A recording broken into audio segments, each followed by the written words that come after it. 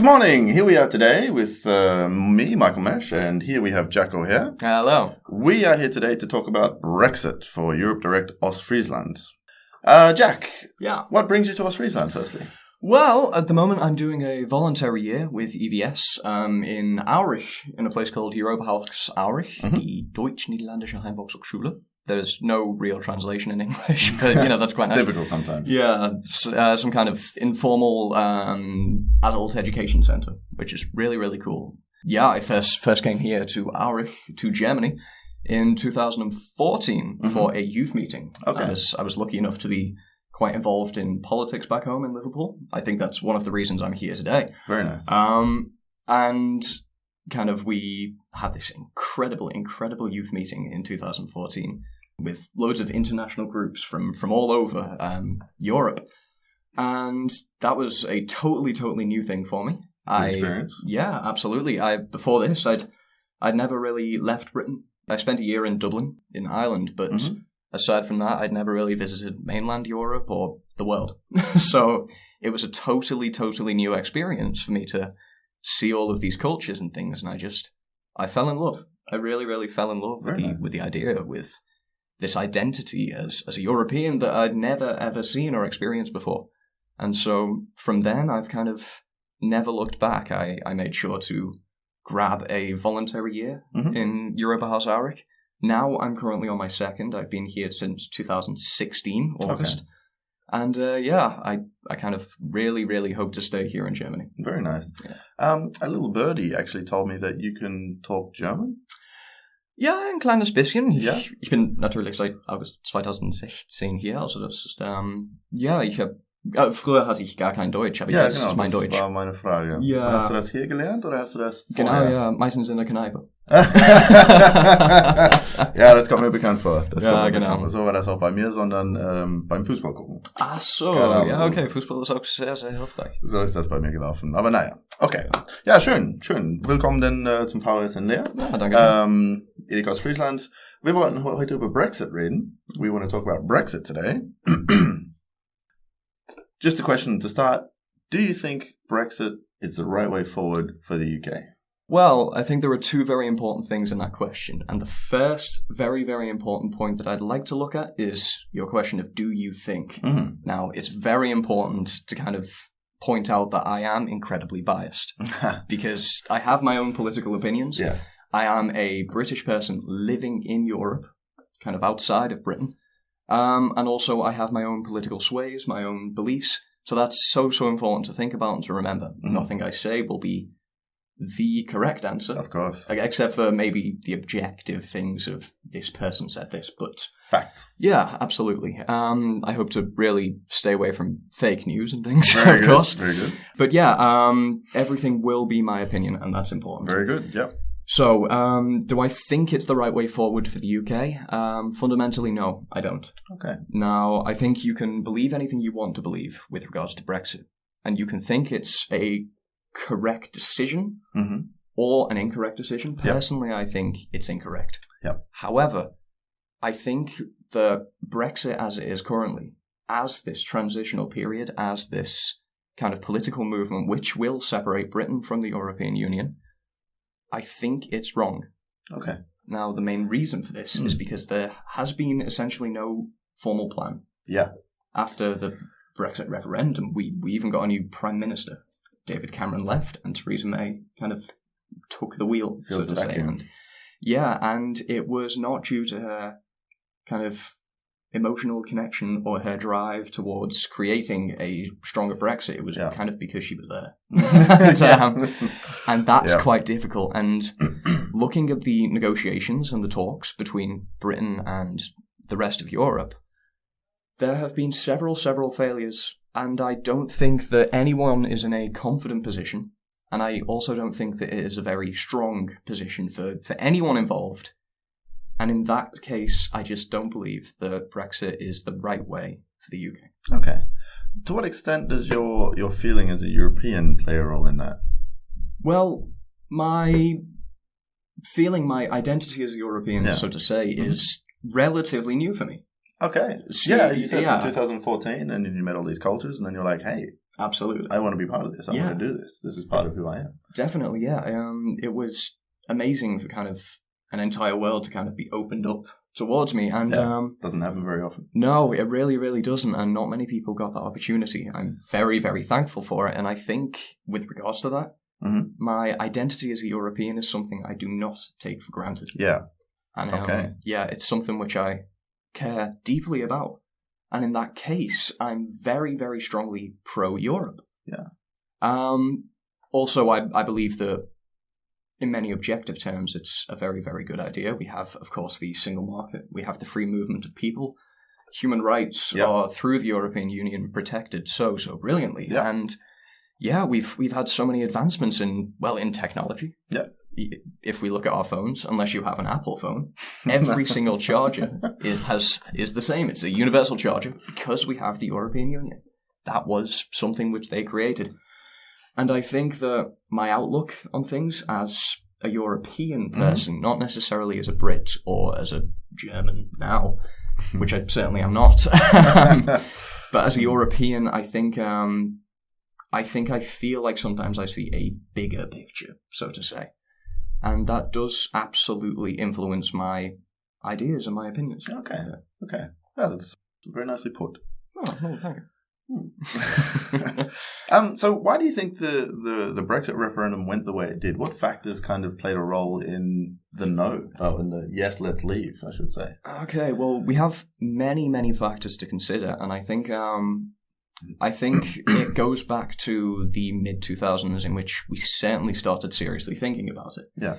Brexit might have been strongly unplanned, but it certainly wasn't a surprise, I think. Mm-hmm. So, while coming. Yeah, in 2008, for example, we had the financial crisis, which strongly affected several people, millions of people in Europe and Britain. Definitely.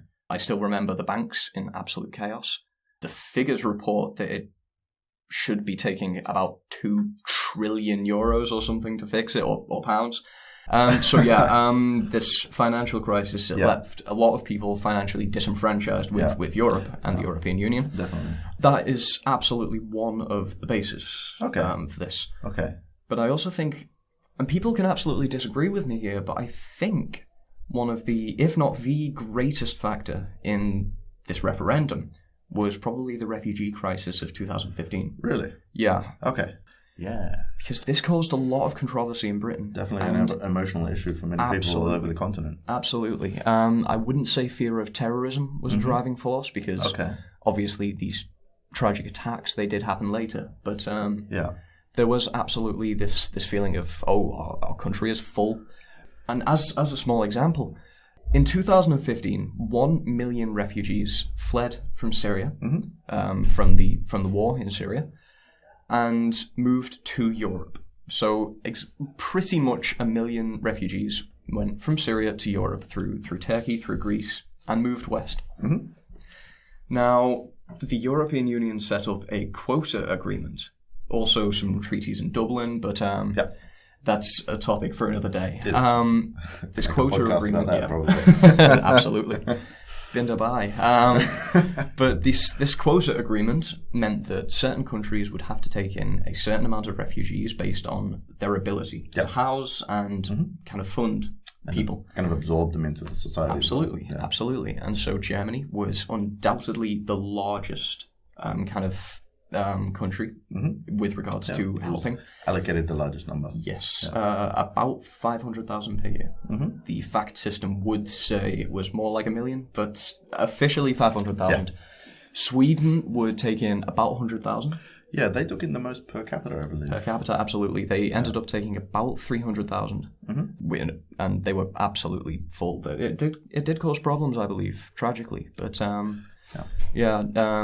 Ireland would take in about 48,000, which is nice. Okay. Ireland actually decided to double the number of refugees that were allocated, which I thought was quite nice. It was still a relatively small number, but still it was a great thing that they did. Yeah, it's a good gesture. Yeah, Britain agreed to take in 20,000 refugees up to 2020. And in addition to that, they agreed to take in 10,000 unattended children. Right. However, several newspapers took this information and they absolutely ran with it. So, for example, there was an article from The Sun, which is just purely notorious in my mind. Okay.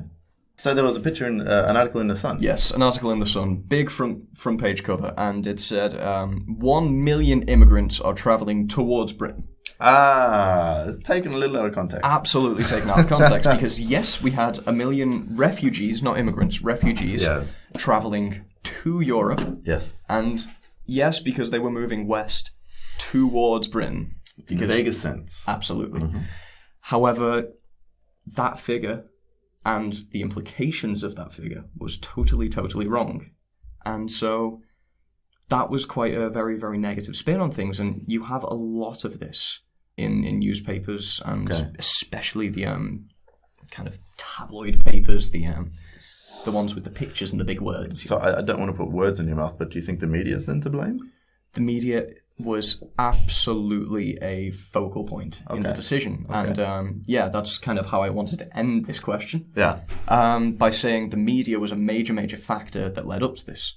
Of course, another major factor would be the Conservative Party itself. Right. Many people have argued, and I don't think they're entirely wrong when they say this, but many people have argued that Brexit is not necessarily a national discussion or debate, more of a conservative discussion. Right. If you think of the big names, kind of within Brexit, you have all but maybe two from the Conservative Party. So we had David Cameron, who started the vote.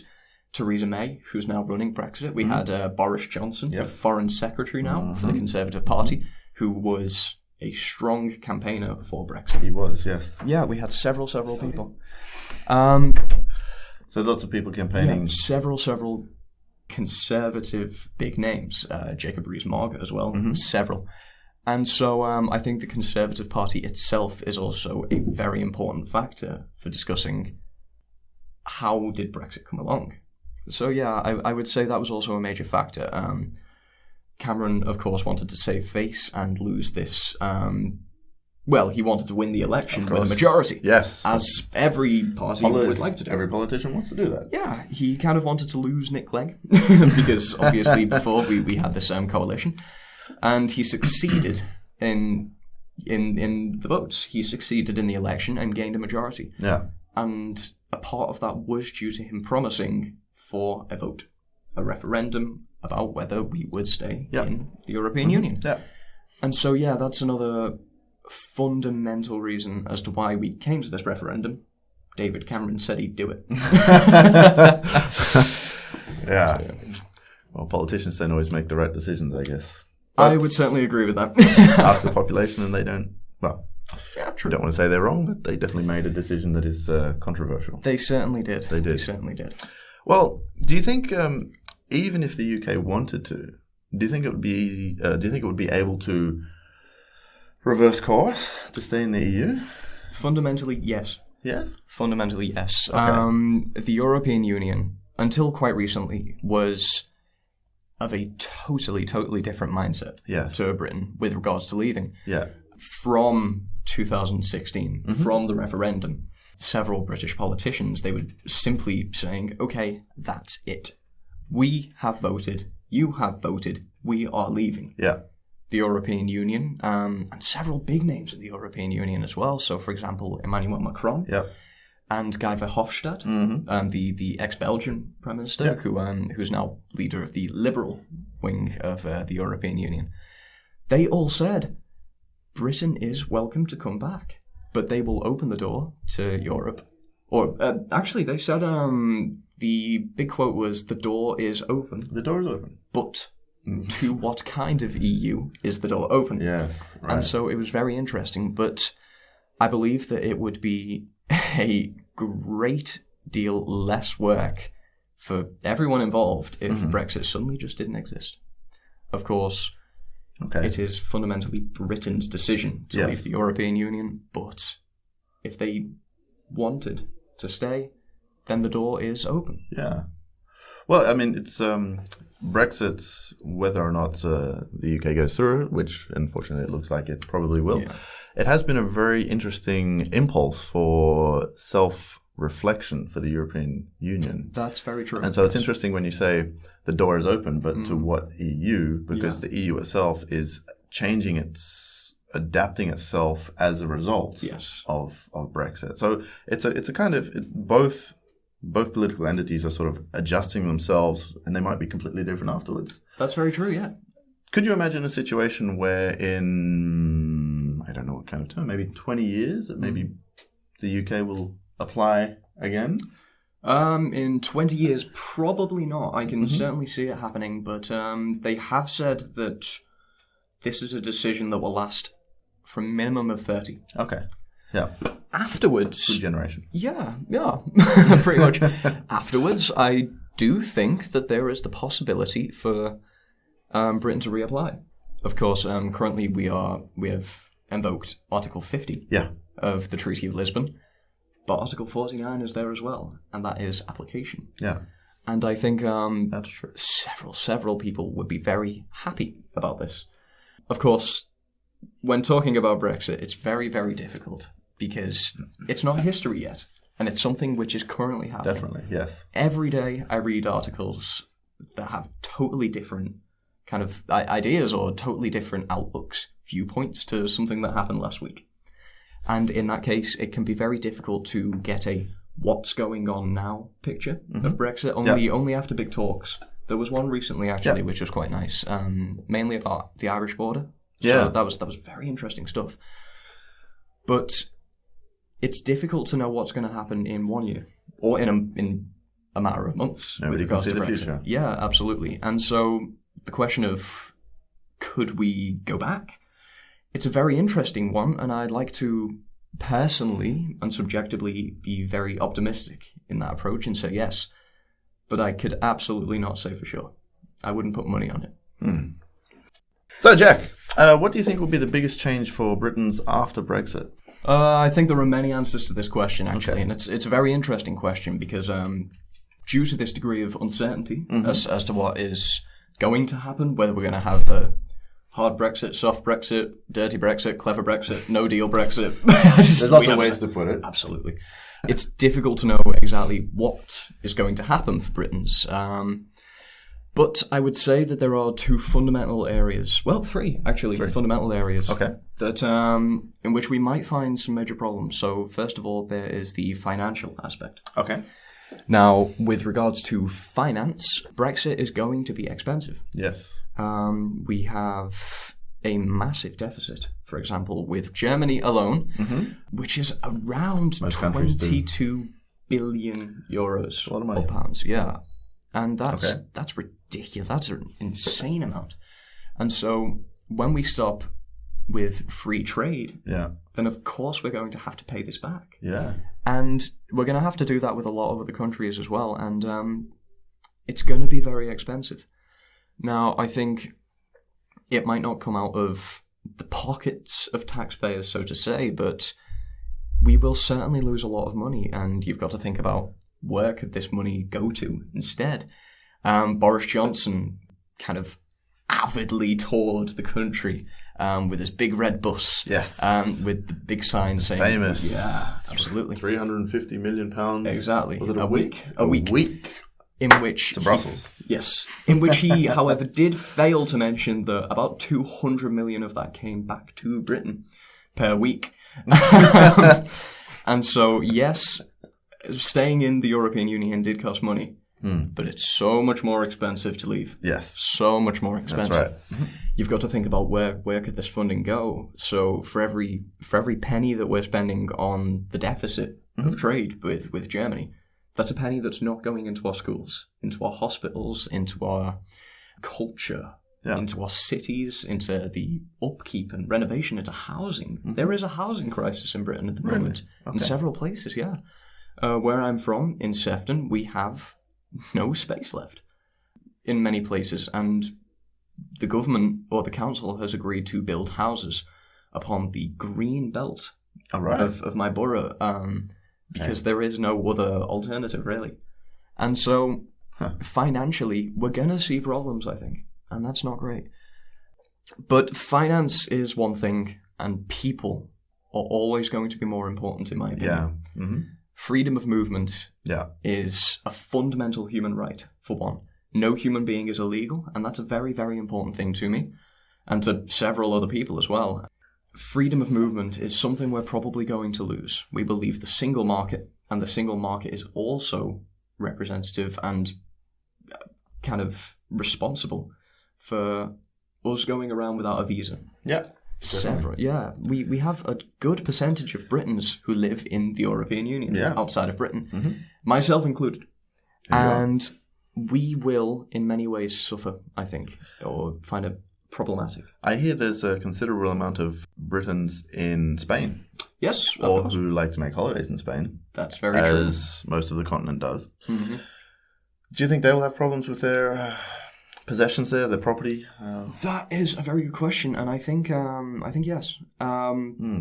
Obviously, I'm not a property mogul. I don't know much in this area. Okay. But I do know that as soon as you need to start getting a visa to go to a place, then there's going to be a great deal more paperwork. And of course, trade and ownership of property and things, it's made simpler and possibly possible by the European Union rules. Most definitely. If we leave the single market, which is something that Theresa May has said we will do, things will massively, massively change. In this recent talk, a EU representative actually was quoted as saying to the media, Britain has to be accountable for its decisions. And I think this is with regards to the single market. Also, the border between the Republic of Ireland and Northern Ireland, that is a very, very complicated issue. Very complicated issue. Yeah. But also with regards to the single market, I believe that was. And in that case, I think there will be an essence of a hard Brexit there. And so, I think that's a very, very difficult thing to talk about, but fundamentally a problem for Britons. Yeah, okay. Well, you say fundamentally a problem for Britons. On the other side of the coin, do you think there will be big changes for EU citizens after Brexit? Yeah, and I think for the same reasons. So we have financial, we have Ireland, of course, and we also have freedom of movement. Yeah. Now, financially, it's also very expensive for several other countries because Britain is leaving. Definitely. Britain does currently pay money towards the European Union. And when so Britain it's a net contributor. Absolutely, absolutely. And when it leaves, other countries will have to pay more money. Yeah, take up the slack. That's what they're discussing now, of course, with the European budget. They're losing the UK in its contributions, and that makes a big hole in the EU budget. And so that has obviously knock-on effects to the entire European budget. And that affects other countries who are generally net receivers from the European budget. Certainly. I know for a fact that the figure for Germany was somewhere between 3 and 4 billion euros extra. Yeah. And that's a lot of money. That's absolutely a lot of money. So for the same reason that British people could suffer due to the financial loss, I think several other countries could suffer as well. I think there's a knock-on effect. Okay.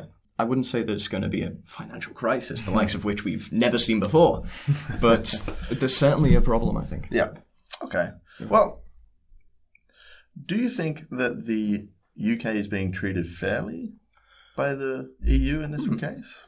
Are they seeing eye to eye, or is it a bit of a... Okay, they're certainly not seeing eye to eye. Okay. Certainly not seeing eye to eye. There are discussions and debates all the time. Yes, and of course. I personally follow a lot of politicians and things. My Facebook is just full of kind of politicians. Guy Verhofstadt, Jeremy Corbyn, big supporter of Jeremy Corbyn. Several politicians, and a lot of the time let's say the percentage of constructive articles is a great deal smaller than the percentage of problems and complaints that we have. Yeah. And I see. Yeah, I don't want to throw out kind of what a lot of people are throwing out, i.e. right-wing populism. But Brexit could be argued as a bit of a populist move, and certainly right-wing, I'd say. And I think that is a philosophy and an idea that just does not fit with a European philosophy. No. There's a bit of, it's a bit at odds. Absolutely. And A little bit. Tiny bit. when you have Guy Verhofstadt and Nigel Farage in one room, they're going to bash heads. They're going to, absolutely. And with regards to that, and with regards to the characters that we have, kind of spearheading these Brexit agreements or debates, I'd like to avoid the word agreements. Yes, I'd say they're not seeing eye to eye. Now, whether Britain is being treated fairly or not, I'm not sure. There are cases for yes and cases for no. For example, and as in a completely unbiased way to look at the facts, again in this recent talk, a EU representative was quoted as saying that Britain is being relatively lazy. And, yes. To which a few British representatives and officials, there were no names in this article, unfortunately, but they said that with regards to the border and with regards to the single market, they had produced 7 papers for this single meeting. And if all of those 7 papers are received with a no, then there's nothing Britain can do about that because they've given the stuff. Personally, I haven't read the 7 papers. I don't know how thorough or brilliant they are. I don't know if they are a fundamental turning point of Brexit or anything. I doubt it. But yeah, it's a good question to ask if Britain is being treated fairly, and I would honestly, in some ways, say no. Okay. Yeah, it's a shame. Well, it's definitely interesting times to live in. Definitely. And it will be interesting to see what happens in 2019 and beyond, of course. But we all hope the best for Britain, and we all want Britain or the UK to be obviously a successful country with happy people. Absolutely. And we also want to go and visit there and eat. Yeah, well, my family are there, so you know. It's a great country, and it's got a rich and interesting history, and it should have also a rich and interesting future. Yeah. Hopefully, Brexit will not get in the way of that, but I hope so. Let's see what happens. Yeah. Anyway, thank you very much for your time today. It was a very interesting discussion. It's been an absolute pleasure. Thank you. Thanks a lot. Pleasure. Thank you. Thanks a lot. Pleasure. Thank you.